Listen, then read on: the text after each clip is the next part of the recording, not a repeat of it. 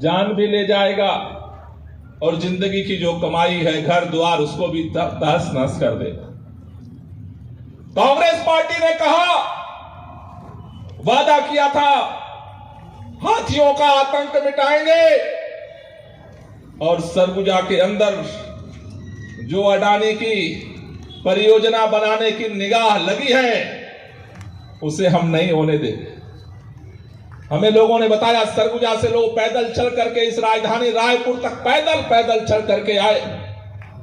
लेकिन वैसे तो पूरे देश में मशहूर है कि अडानी जी मोदी जी के दोस्त हैं, लेकिन जिस दिन वो पदयात्रा करके रायपुर पहुंचे,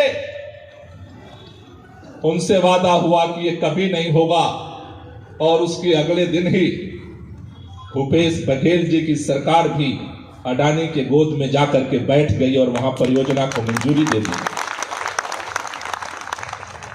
अब जब परियोजना आगे बढ़ रही है, हाथियों को उजाड़ा जा रहा है, हाथी अब सरगुजा से लेकर के बस्तर की तरफ बढ़ रहे। आधा प्रदेश हाथियों के आतंक में डूबता जा रहा है। जनता हाथियों के आतंक से त्रस्त है, और भूपेश बघेल जी की सरकार अपनी कुर्सी बचाने में मस्त है।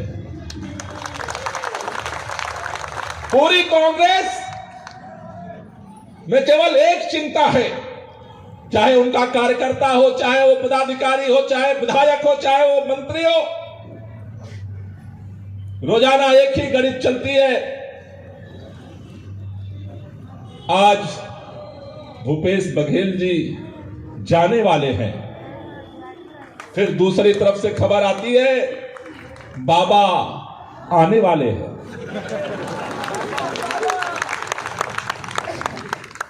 3 साल हो गया है आने जाने का चक्कर चल रहा है, और इस आने जाने के चक्कर में पूरे छत्तीसगढ़ की जनता पिस रही है। खाना खा करके भाजपा की सरकार को हटाने के लिए दिन रात काम किया कांग्रेस पार्टी ने, वादा किया था।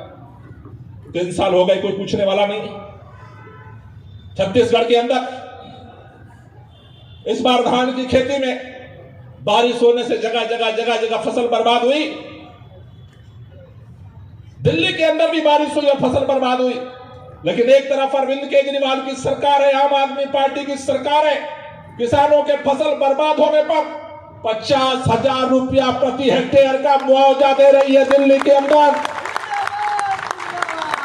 और दूसरी तरफ भूपेश बघेल जी की सरकार है, जो कुर्सी बचाने के लिए उत्तर प्रदेश में घूम रही है सभा करते हुए।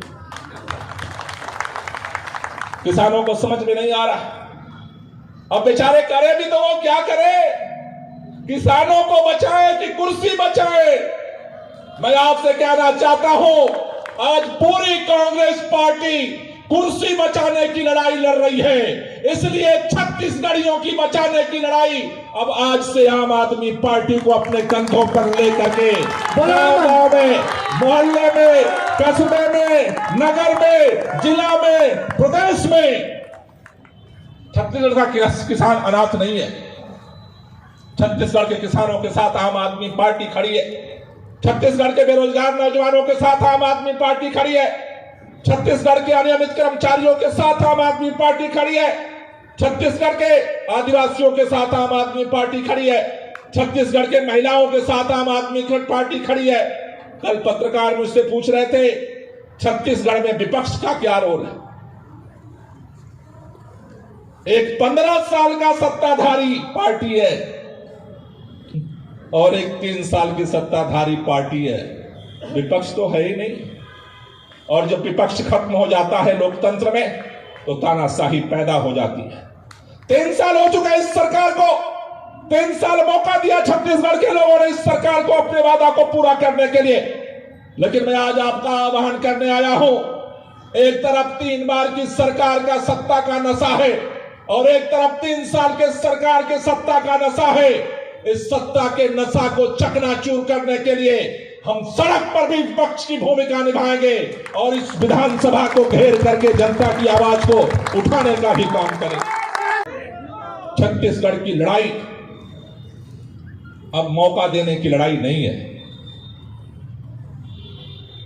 लोगों ने कांग्रेस को भी मौका दे दिया और भारतीय जनता पार्टी को भी मौका दे दिया या नहीं दिया? दोनों को आजमा लिया कि नहीं लिया? इसलिए छत्तीसगढ़िया मल्ला आपन लड़ाई अब लड़े के पड़ी। कर महिया बल आपनो छोड़ पड़ाई आस। छत्तीसगढ़ के लोग कभी भाजपा के चक्कर में रहे कि शायद वो हमारा भला कर देंगे, कभी कांग्रेस के चक्कर में रहे कि वो हमारा भला कर देंगे। अरे दिल्ली के अंदर भी इसी तरह से 15 साल की कांग्रेस की सरकार थी, जैसे यहां भाजपा की 15 साल की सरकार थी, और 5 साल की भाजपा की वहां सरकार थी, जैसे अभी कांग्रेस की सरकार चल रही है।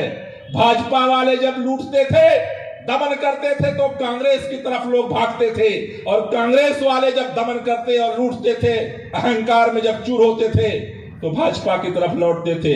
भाजपा से कांग्रेस में और कांग्रेस से भाजपा में, भाजपा से कांग्रेस में और कांग्रेस से भाजपा।